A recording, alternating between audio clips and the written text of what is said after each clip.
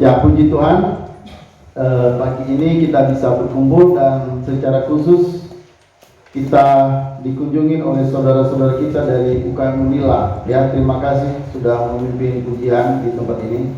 Terima kasih, kita bersaudara dalam Kristus. Ya, puji Tuhan. Dan saudara, saat ini kita akan belajar firman Allah. Kita buka dalam kitab Lukas. Lukas pasal 2.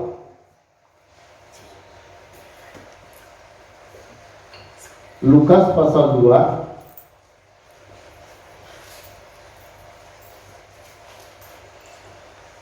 Nah, kita baca Lukas pasal 2 ayat 8. Kita baca satu perikop ya, ayat 8 sampai ayat 20.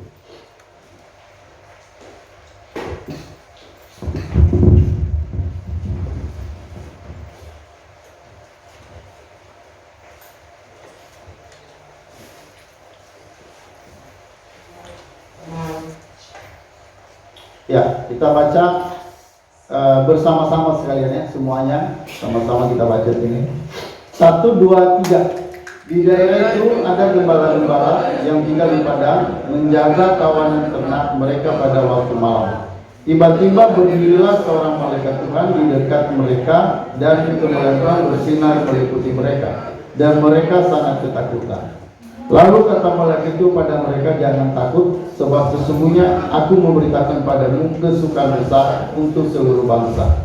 Hari ini telah lahir bagimu juru selamat, yaitu Kristus Tuhan di kota Daud. Dan inilah tandanya bagimu, kamu akan menjumpai seorang bayi dibungkus dengan lampin dan terbaring di dalam palungan. Dan tiba-tiba tampaklah bersama-sama dengan malaikat itu sejumlah besar bala tentara surga yang memuji Allah, katanya, kemuliaan bagi Allah di tempat yang maha tinggi, dan damai sejahtera di bumi di antara manusia yang berkenan kepadanya. Setelah malaikat-malaikat itu meninggalkan mereka dan kembali ke surga, gembala-gembala itu berkata seorang kepada yang lain, marilah kita pergi ke Bethlehem untuk melihat apa yang terjadi di sana, seperti yang diberitahukan Tuhan kepada kita. Lalu mereka cepat-cepat berangkat dan menjumpai Maria dan Yusuf dan bayi itu yang sedang berbaring di palungan. Dan ketika mereka melihatnya, mereka memberitahukan apa yang telah dikatakan kepada mereka tentang anak itu. Dan semua orang mendengarnya heran tentang apa yang dikatakan gembala-gembala itu kepada mereka. Tetapi Maria menyimpan segala perkara itu di dalam hatinya dan merenungkannya. Maka kembalilah gembala-gembala itu sambil memuji dan memuliakan Allah, karena segala sesuatu yang mereka dengar dan mereka lihat semuanya sesuai dengan apa yang dikatakan kepada mereka. Ya saudara, tema yang kita ambil pada saat ini yaitu temanya bahwa Kristus lahir untuk membawa damai. Ya, Kristus lahir untuk membawa damai. Nah saudara, di dalam ayat 14, perhatikan, dikatakan kemuliaan bagi Allah di tempat yang maha tinggi, dan damai sejahtera di bumi di antara manusia yang berkenan kepadanya. Jadi damai sejahtera di bumi. Ya, saat Yesus lahir, lalu saudara, malaikat-malaikat datang. Ya, dan saudara, mereka memuji Tuhan dan mereka menyatakan ayat 15 ini. Ya, mereka bilang kemuliaan bagi Allah di tempat yang maha tinggi dan damai sejahtera di bumi di antara manusia yang berkenan kepadanya. Jadi saudara, kehadiran Yesus ke dalam dunia, ya, kelahirannya, saudara, itu membawa damai, damai sejahtera. Dikatakan damai sejahtera di bumi di antara manusia yang berkenan padanya. Nah saudara, kenapa dikatakan damai sejahtera? Ya, kenapa para malaikat itu menyerukan damai sejahtera di bumi? Saudara, itu menegaskan bahwa memang kehadiran Yesus itu membawa damai. Nah damai apa saudara? Nah damai ini harus bisa dibedakan, harus kita bisa bedakan damai ini. Nggak bisa disamakan damai ini dalam arti umum. Ya, pandangan umum Ya, damai itu kalau misalnya kita sukses, ya dapat gelar, dapat jabatan, pekerjaan, uang banyak, rumah sehat. Saudara, itu bukan damai sejahtera yang dimaksud. Jadi bedakan dulu damai sejahtera di sini apa. Nah, saudara perhatikan, yang dikatakan damai sejahtera di sini adalah Kristusnya. Jadi Yesus itu apa? Yesus itu damai sejahtera. Ya, makanya ketika dia lahir, malaikat menegaskan, ya, kemuliaan bagi Allah di tempat yang maha tinggi dan damai sejahtera di bumi di antara manusia. Nah, saudara, hanya Yesus yang bisa menghadirkan damai ini. Nah, damai itu apa? Ya, di Yesus itu sendiri, dirinya itu sendiri yang menjadi damai. Jadi damai ini bukan damai yang dikira orang pada umumnya. Ya. Saudara, damai ini hanya ada dalam Yesus. Ya, tidak ada damai seperti ini di luar Yesus, tidak ada. Ya. Makanya saudara, betapa pentingnya kita memahami damai sejahtera ini. Ya. Jadi saya katakan tadi bahwa Yesus itu datang untuk membawa damai, kelahirannya membawa damai.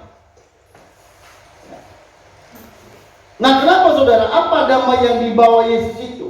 Nah, saudara perhatikan baik-baik. Damai yang dibawa Yesus ini itu adalah damai antara manusia dan Allah. Saudara, kelahiran Yesus, kedatangan Yesus ke dalam dunia itu mendamaikan manusia dan Allah. Itu yang disebut damai di situ. Saudara, dirinya menjadi pendamai. Dia mendamaikan. Kenapa? Kenapa manusia didamaikan? Ya. Kenapa Yesus harus turun menjadi pendamai? Apakah tidak ada cara lain? Apakah tidak ada bentuk lain yang bisa membuat kita bisa berdamai dengan Allah? Ya. Nah, saudara, perhatian baik-baik, tidak ada. Ya. Tidak ada yang bisa membuat kita bisa berdamai dengan Allah. Dan saudara, artinya begini. Kalau kita nggak damai dengan Allah, maka yang terjadi apa? Artinya kita terpisah dengan Allah. Kita tidak punya hubungan dengan Allah. Kita tidak punya relasi dengan Allah. Ada orang yang tidak menyadari, saudara, betapa pentingnya kita butuh pendamai antara kita dengan Allah. Emangnya kenapa? Kenapa kita harus membutuhkan damai? Ada apa? Apa yang menjadi alasan penting kenapa harus ada damai sejahtera seperti itu? Ya, kenapa kira-kira? Apa pentingnya harus ada pendamai sampai Yesus harus turun? Kan kita tahu Yesus kan Allah ya. Allah terus menjadi manusia. Ya. Kenapa Allah jadi manusia untuk membawa damai? Kenapa? Perlunya apa? Pentingnya apa? Kenapa harus ada damai? Saudara, perhatian baik-baik. Karena manusia, perhatikan, pada dasarnya, ini alasan pertama, karena pada dasarnya manusia semua sudah jatuh dalam dosa. Itulah alasan yang paling fundamental. Ya. Jadi saudara, yang kenapa kita butuh pendamai? Ya, itu karena manusia telah terpisah dengan Allah. Manusia telah putus hubungan dengan Allah. Walaupun misalnya ada orang cari Allah, kan karena orang tidak berpikir tentang pendamai, lalu orang kan datang dengan berani begitu kepada Allah tanpa pendamai. Mereka datang, mereka berdoa, mereka berseru pada Allah tanpa pendamai. Kira-kira bisa kan? Nggak mungkin kita bisa berteriak pada Allah dengan teriakan sekeras apapun untuk minta pertolongan Allah, untuk bisa minta anugerah Allah atas hidup kita. Tidak bisa. Kenapa? Karena dosa itu tidak bisa membawa kita bisa berkomunikasi dengan Allah. Dosa, saudara, prinsipnya itu memutus hubungan dengan Allah. Ya, saudara, dalam berita Injil, perhatian baik-baik ya. Berita Injil salah satu yang paling penting menyampaikan tentang keberadaan manusia pendosa di hadapan Allah. Kalau dalam penginjilan atau dalam khotbah-khotbah tidak disampaikan tentang bagaimana manusia berdosa di hadapan Allah tidak disampaikan, maka berita Injil tidak akan tidak bermanfaat. Jadi saudara, manusia itu terpisah dengan Allah. Coba kita baca dulu sebentar ya. Mari kita buka dalam kitab Yesaya 59. Ini prinsip yang harus kita pegang. Kenapa nanti berita Injil ini menjadi penting? Karena pertama saudara, manusia itu sudah terpisah dengan Allah. Tidak ada yang bisa menghubungkan manusia dengan Allah. Nggak bisa manusia bisa datang langsung dengan Allah, nggak bisa. Kita baca sama-sama Yesaya 59 ayat 2. Saudara, ayat ini saudara harus benar-benar pegang. Ya. Sama-sama kita baca Yesaya 59 ayat 2, 1, 2, 3. Tetapi yang merupakan pemisah antara kamu dan Allahmu ialah segala kejahatanmu, dan yang membuat dia menyembuhkan diri terhadap kamu sehingga dia tidak mendengar ialah segala dosa. Yang merupakan pemisah antara kamu dan Allahmu ialah segala kejahatan. Ini kan jelas segala kejahatan. Dan yang membuat dia menyembunyikan diri terhadap kamu adalah apa? Segala dosa. Jadi Allah itu bersembunyi, bukan maksudnya nyumput. Bersembunyi itu artinya kita nggak bisa jangkau Allah. Kita nggak bisa mendekat pada Allah, nggak bisa. Makanya lucu kalau ada orang-orang begitu berani tanpa Allah.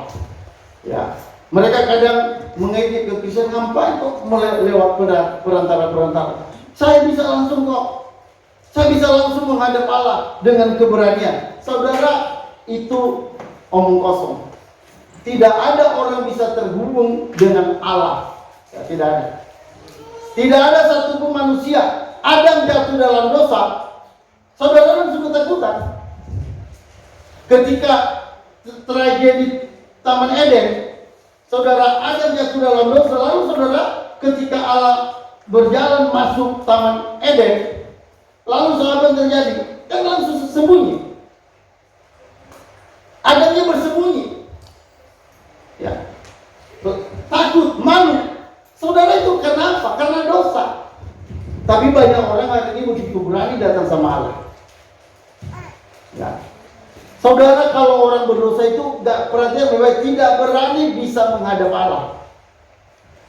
Ya. Nggak berani untuk mendekat pada Allah. Bagaimana bisa? Allah itu kan mulia.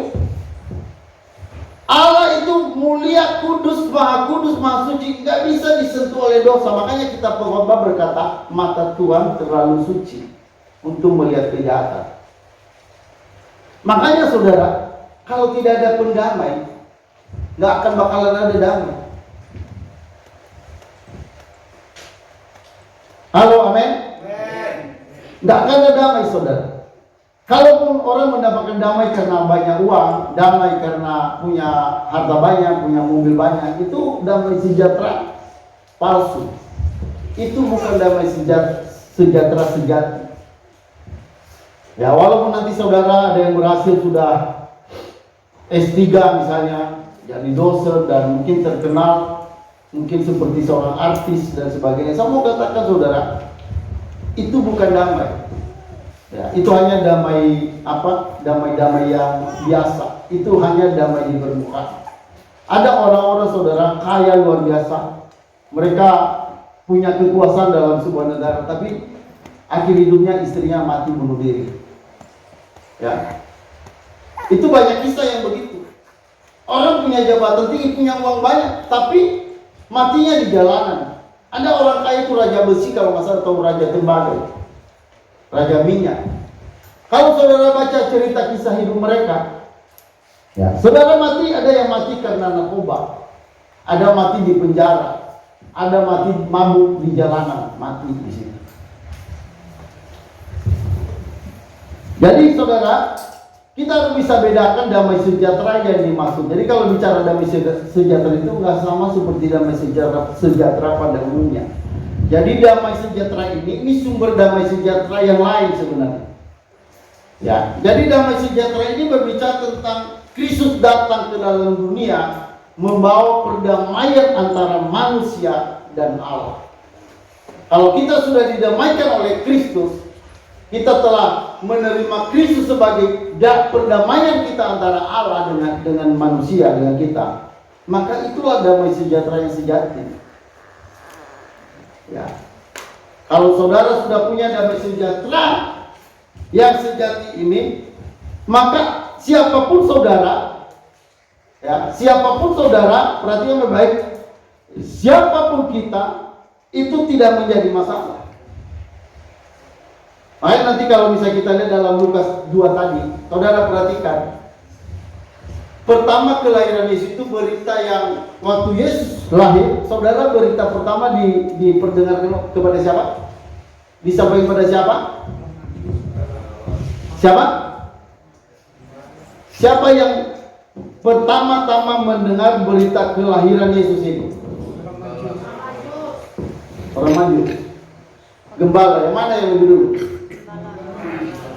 Gembala. Kalau orang Majus itu nanti ya.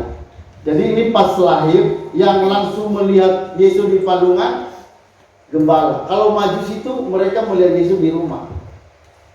Jadi ketika Yesus kan, kalau cerita Majus kan, mereka nanti bertemu dulu dengan Herodes, kan begitu kan?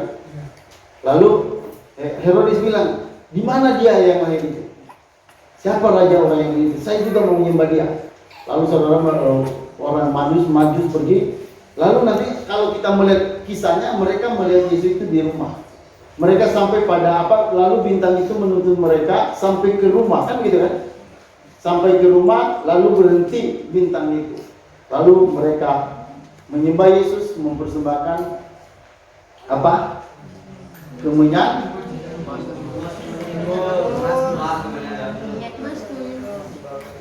Ya, benar semua. Oke.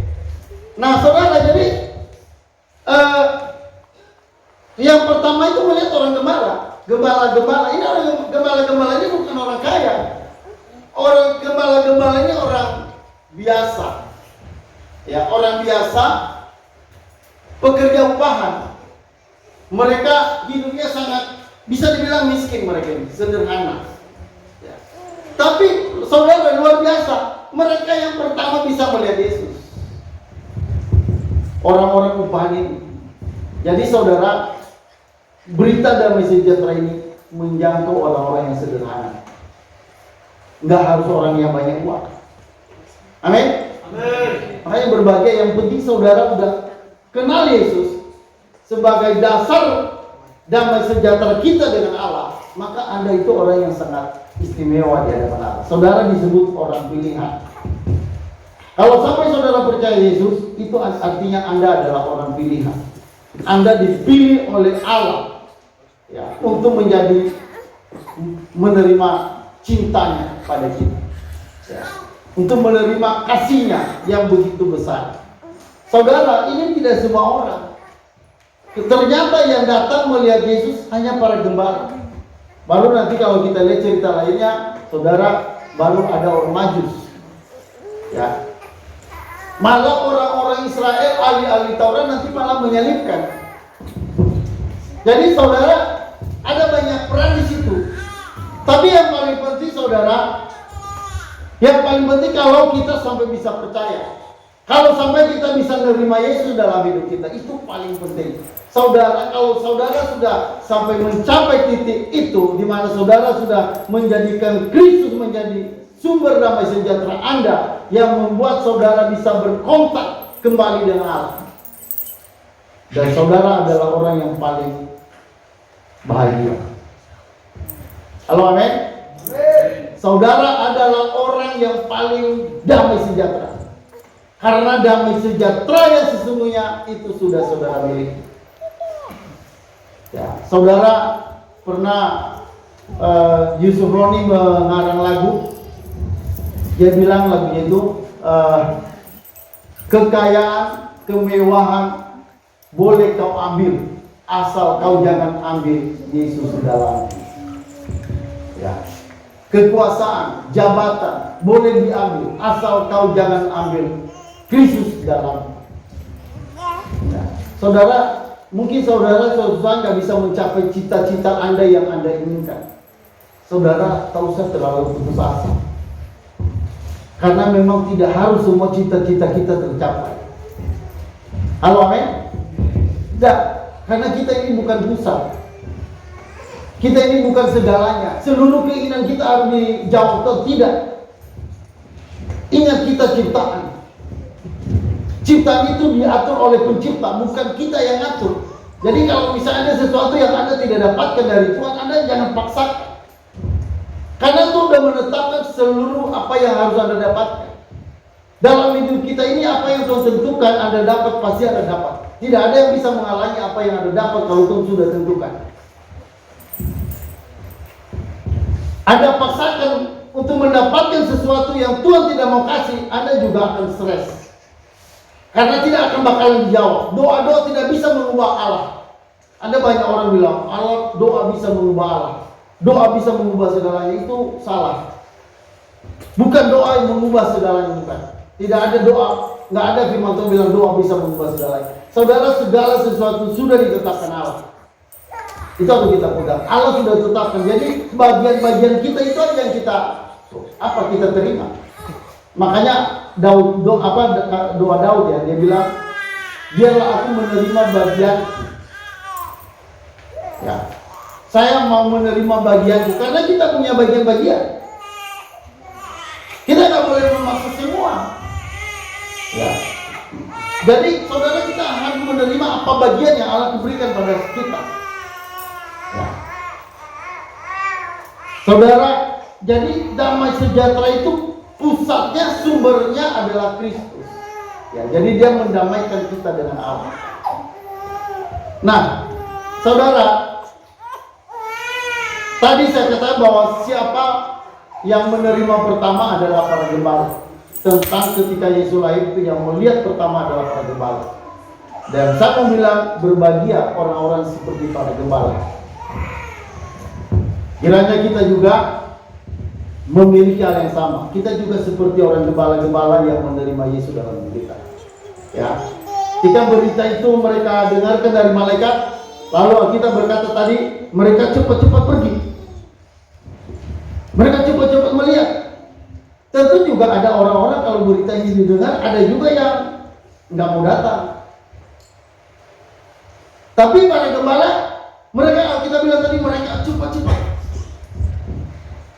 Mereka cepat-cepat pergi. Jadi kita melihat respon mereka ketika dengar berita tentang kelahiran Yesus itu.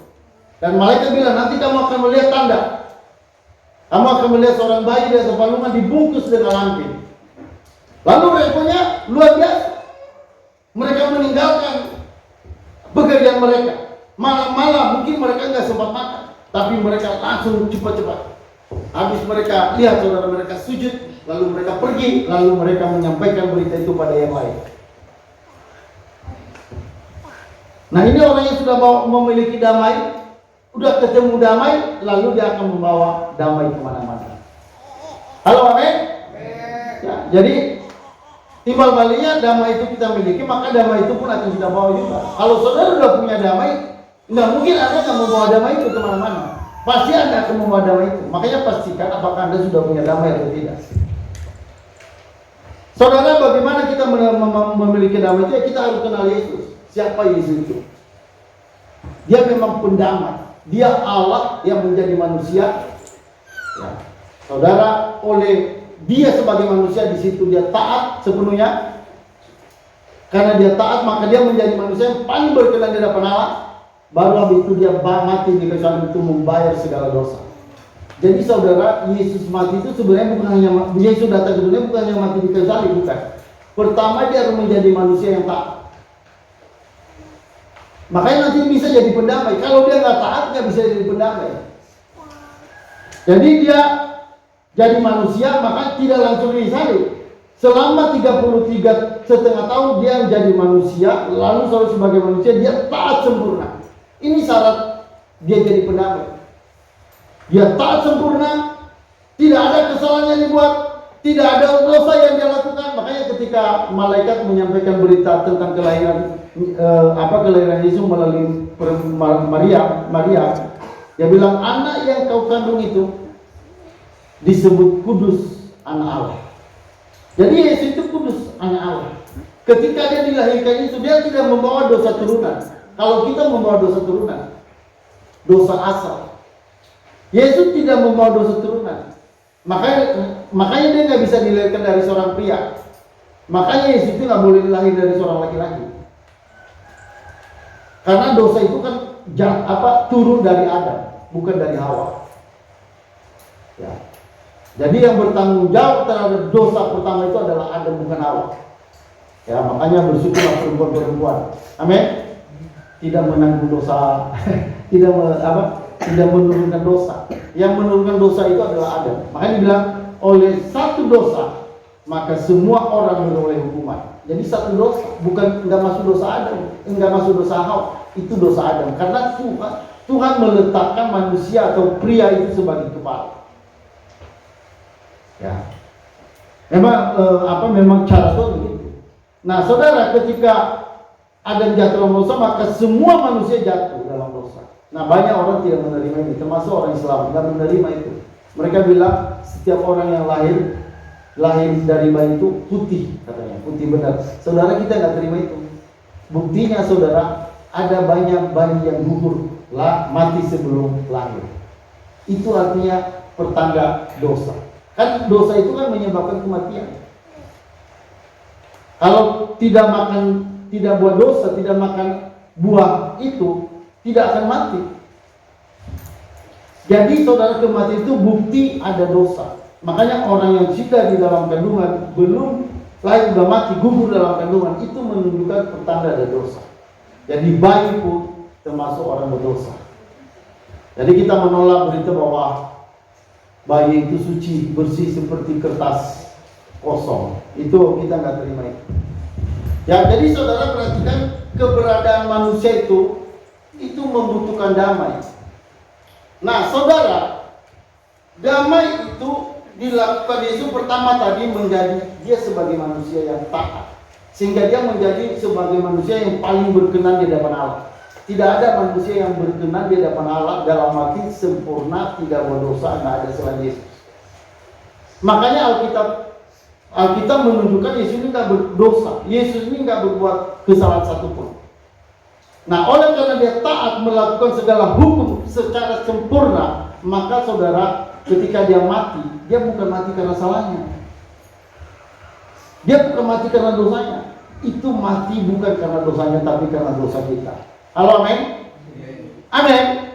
Nah, saudara, yang membuat Yesus mati itu bukan karena dia berdosa. Yang membuat dia mati itu karena dosa kita. Seluruh dosa manusia yang percaya, bukan semua dosa. Hanya orang yang percaya itu dibayar di atas kayu salib. Yang benar-benar percaya. Karena kematian Yesus adalah sebuah fakta. Itu fakta, bukan hanya semacam gambaran atau sebuah ilusi. Tapi Yesus itu benar-benar mati. Dalam buku sejarah dunia ditulis Yesus itu mati di salib. Bukan hanya Alkitab yang menulis kematian Yesus, sejarah, yaitu oleh tulisan Josephus Flavius. Itu sejarah orang Yahudi, bukan orang Kristen. Itu menulis tentang kematian Yesus. Jadi bukan hanya Alkitab kita yang menulis itu. Sejarah dunia menulis tentang kematian Yesus. Karena ada orang yang bilang Yesus itu nggak mati. Ada orang-orang berpandangan begitu, katanya Yesus nggak mati. Nah, itu biasanya orang-orang kita dari Muslim yang mengatakan bahwa Yesus nggak mati. Saudara, kematian Yesus itu adalah pusat dari penyelamatan. Itu dasar esensial, ya, yang menyebabkan kita diselamatkan. Makanya kalau Yesus nggak mati, berarti kita sendiri harus mati nanggung dosa kita masing-masing.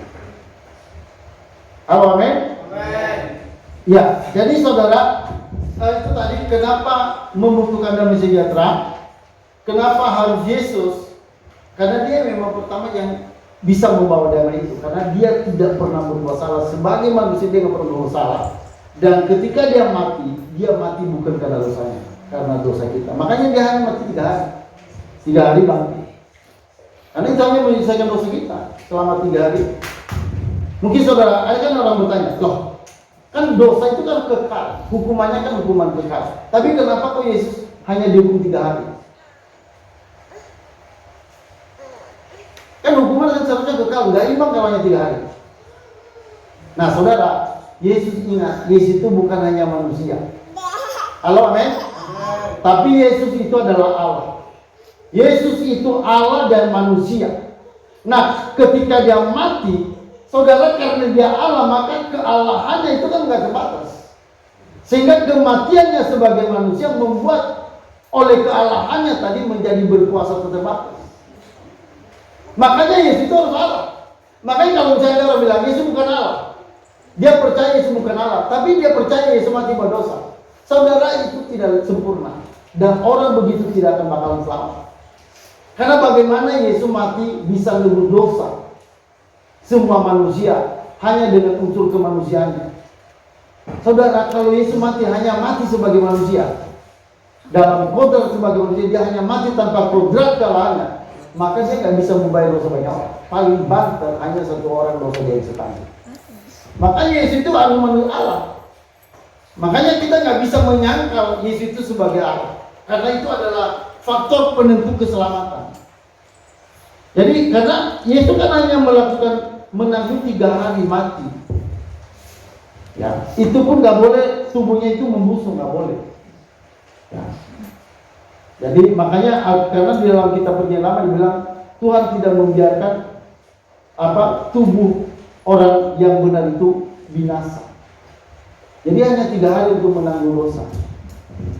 Nah makanya saudara tadi dikatakan bahwa melalui kelahiran itu malaikat menunjukkan bahwa, menegaskan bahwa damai sejahtera di bumi di antara manusia yang berkenan. Jadi kelahiran Yesus itu membawa damai.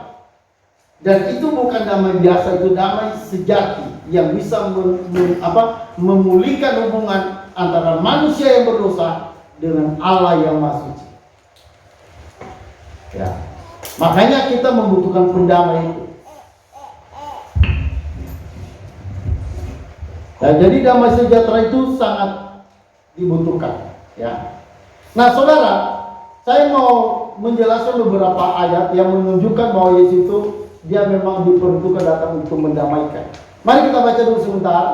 Ini sebagai peneguhan bahwa seluruh kitab perjanjian itu, perjanjian baru, perjanjian lama itu menunjukkan ketegasan Yesus itu sebagai pembawa damai. Nah, mari kita baca kitab Efesus.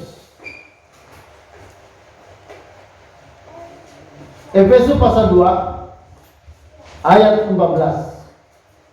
Jadi jelas kenapa kita bilang dia sebagai pembawa damai, itu sangat jelas, ya. Ayo sama-sama kita baca Efesus 2 ayat 14. 1, 2, 3. Karena dialah damai sejahtera kita, yang telah mempersatukan kedua pihak dan yang meruntuhkan tembok pemisah, yaitu perseteruan. Ya. Karena dialah damai sejahtera kita, yang telah mempersatukan. Jadi kedatangan itu menyatukan kedua pihak dan yang telah meruntuhkan tembok pemisah, yaitu perseteruan. Jadi yang memisahkan tadi perseteruan, dosa. Dosa itu saudara tahu kan dosa besar. Satu dosa kecil itu memutus hubungan dengan Allah. Enggak perlu dosa besar, karena Allah itu hanya dengan satu dosa kecil itu udah gak bisa bersekutu dengan Allah, sekecil apapun dosa. Kenapa? Karena Allah itu Maha Kudus. Makanya ada orang bisa lihat Allah itu mati. Gak bisa ada orang bisa lihat Allah. Makanya kalau ada orang datang pada Allah, mengadakan doa 5 kali sehari tanpa puasa, misalnya sebulan, dalam setahun, untuk mendekat pada Allah, itu tidak bisa. Saudara, untuk tahap awal dosa harus dibereskan dulu, karena itu menjadi masalah. Ya, dan bagi kita saudara, dosa itu sudah dibereskan melalui kematian Yesus. Maka dikatakan karena dialah damai sejahtera yang telah mempersatukan kedua pihak dan yang telah meruntuhkan tembok pemisah. Jadi tembok pemisahnya itu apa? Dosa. Ya, walaupun dosa itu kecil, tapi itu menjadi tebal, sangat tebal, tidak bisa kita nebus kepada Allah. Nggak bisa. dosa sekecil apapun. Makanya kalau orang tidak percaya pada Yesus, itu dia akan menghabiskan hidupnya selamanya di neraka. Selamanya hidup tanpa Allah. Hidup tidak mungkin bisa lagi bersekutu dengan Allah. Saudara, hidup yang paling mengerikan itu adalah hidup tanpa Allah. Ya. Coba kita baca ayat sebelumnya. Coba lihat.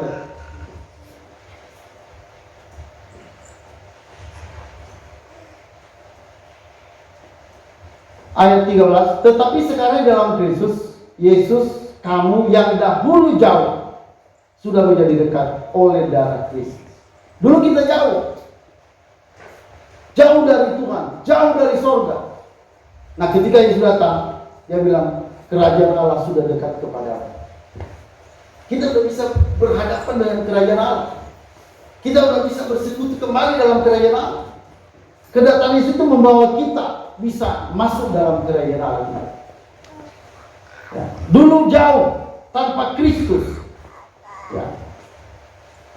Dalam ayat 12 ya, bahwa waktu itu kamu tanpa Kristus, tidak termasuk kewargaan Israel, dan tidak mendapat bagian dalam ketentuan-ketentuan yang dijanjikan, tanpa pengharapan, tanpa Allah di dalam dunia ini. Itu hidup yang paling mengerikan, hidup tanpa Allah. Mungkin kita berkelimpangan harta, mungkin kita berkelimpangan kemuliaan dalam dunia, tapi tanpa Allah itu tetap paling mengerikan. Itu hidup yang paling mengerikan, hidup tanpa Allah. Jadi saudara, kiranya kita memahami bahwa yang membuat damai sejahtera itu hanya Allah melalui Kristus. Jadi saudara, kita sudah dibebaskan dari kehidupan yang terpisah dengan Allah, dari kehidupan yang jauh dari Allah. Sekarang oleh Kristus kita didamaikan. Jadi saudara, ketika Yesus mati di kayu salib, waktu Yesus mati saudara, itu seluruh murka Allah itu, yaitu dosa-dosa, seluruh dosa manusia itu ditumpahkan di atas salib itu, di dalam pada Kristus. Makanya Yesus sampai berkata begini. Saudara, itu doa yang paling mengerikan yang disampaikan Yesus waktu dia mati di kayu salib. Dia bilang, Allahku, Allahku, kenapa engkau meninggalkan aku? Itu doa yang paling mengerikan. Allah Bapa dan Anak, Allah Bapa dan Allah Anak itu terpisah. Kenapa engkau meninggalkan aku? Saudara, ini yang paling ditakutkan oleh Yesus. Waktu dia berdoa di Taman Getsemani itu, dia bukan takut neraka, tapi paling dia takutkan itu adalah terpisah dengan Allah. Tapi bukan selamanya terpisah saudara, karena itu hanya untuk menanggung dosa kita. Karena dia tidak ada salah, maka sebenarnya dia terpisah itu hanya sementara. Halo, amin. Itu makanya waktu Yesus disalib itu kan terjadi kegelapan. Berapa jam itu gelap? 3 jam. Bayangkan 3 jam untuk hanya gelap. Tapi kalau waktu itu misalnya seluruh alam semesta ini pada runtuh semua, kan bintang-bintang, meteor-meteor, bumi, planet-planet kan tidak ada penopang. Waktu Yesus mati itu kan gelap semua. Bayangkan kalau misalnya Allah Bapa tidak bekerja, Roh Kudus tidak bekerja, tentu habis saudara. Semua planet, bayangkan planet Pluto itu kalau jatuh, berapa miliaran orang bisa mati.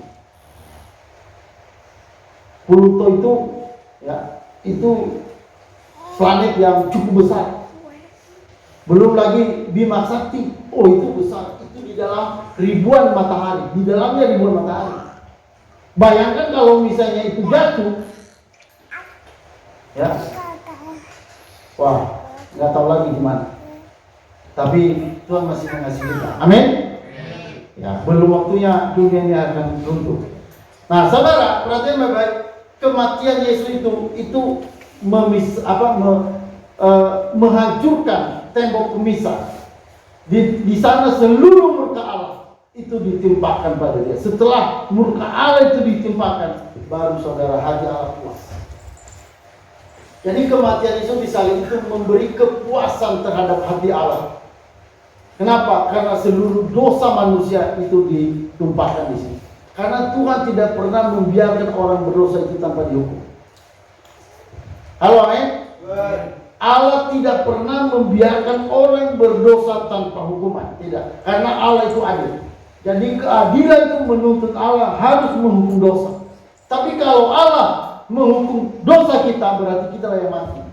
Tapi saudara, Yesus sendiri sebagai Allah, dia turun ke dalam dunia, dia seluruh dosa itu ditanggung oleh dia sendiri, dan akhirnya kita menjadi bebas. Makanya disebut dia damai sejahtera kita.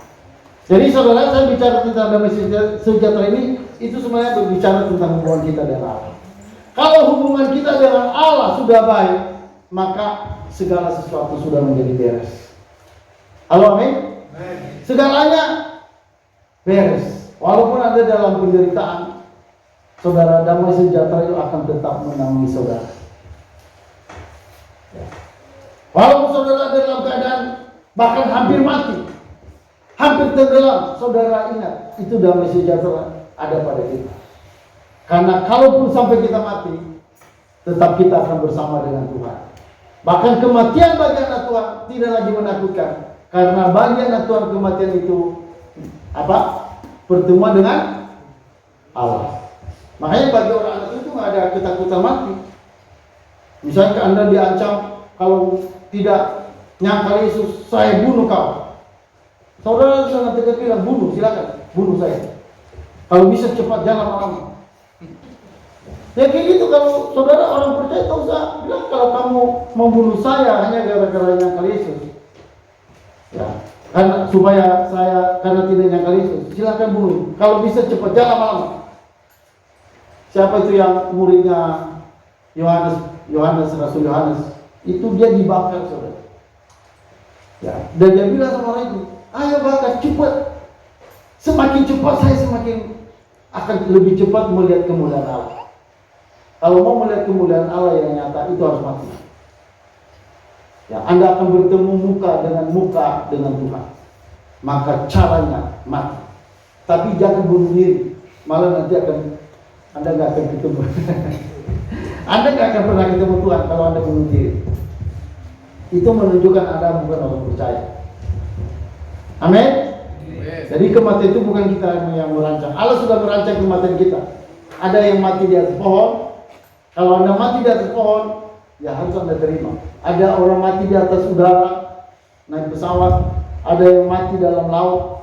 Yang jelas kalau orang percaya pasti akan dikumpulkan bersama-sama dengan Allah di dalam surga. Amin. Jadi Yesus, saudara, kelahirannya itu membawa damai sejahtera. Ya. Oke saudara, itu aja firman Allah yang bisa kita sampaikan, kita dengarkan.